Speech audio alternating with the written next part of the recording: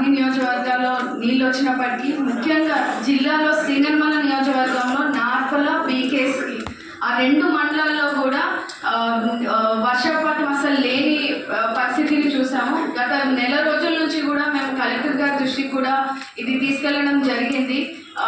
ఆ రెండు మండలాలకు అట్లీస్ట్ హెచ్ఎల్సీ కెనాల్ని ముందే వాటర్ని రిలీజ్ చేయగలిగితే కొంచెం తాగునీటి సమస్య అంటే డ్రింకింగ్ వాటర్కి కూడా ఇబ్బంది పడే పరిస్థితి ఉంది. మీరు నిన్న కానీ చూసుకుంటే బీకేఎస్లో రైతులందరూ కూడా ఆత్మహత్య చేసుకునే పరిస్థితి. అంటే మనము గత ప్రభుత్వం చేసిన తప్పిదం వల్లనో లేకుంటే ఇతర కారణాల వల్లనో మనము ఇన్నాళ్ళు రైతులకు న్యాయం చేయలేని పరిస్థితిని వాళ్ళు చెప్తా ఉన్నారు.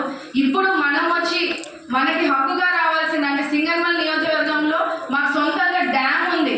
డ్యామ్ ఉన్నప్పటికీ కూడా మాకు నీళ్ళు కేటాయించలేని పరిస్థితిని చూస్తున్నారంటే మేము ఊళ్ళలో తిరిగే పరిస్థితి కనిపించట్లేదు.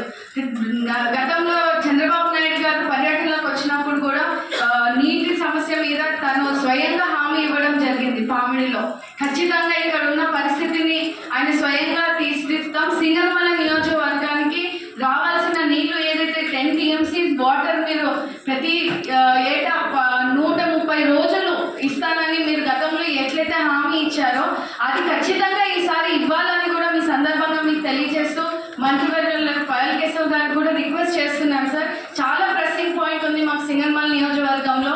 ముఖ్యంగా వర్షాలు లేకపోవడం వల్ల వచ్చి పుట్లూరు ఎల్లనూరులో కొంచెం పరిస్థితిని మేము కంట్రోల్లోకి తీసుకోగలిగినాం. కానీ 6 మండలాల్లో కూడా మాకు కెనాల్స్ ఉన్నా ట్యాంక్స్ ఉన్నా ఏ దానికి కూడా అలొకేషన్ ఇప్పటి వరకు చేయలేదు సార్. గతంలో అన్ని ప్రచారాలు ఆర్భాటాలు చేశారు.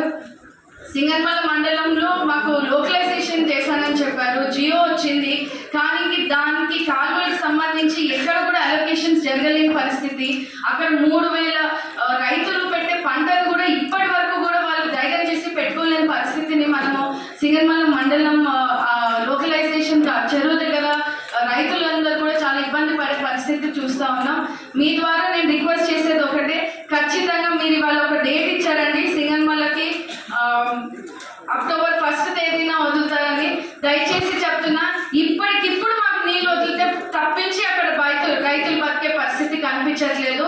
ఖచ్చితంగా మీరు దాన్ని అడ్వాన్స్గా సింగనమల నియోజకవర్గానికి మీరు ఖచ్చితంగా ఒక 10 రోజుల ముందన్న మాకు నీళ్ళు వదిలి మీరు కంటిన్యూసింగ్గా చేయగలిగితేనే డ్రింకింగ్ వాటర్ కానీ సాగునీటికి కానీ మాకు ఈజీగా ఉంటుంది.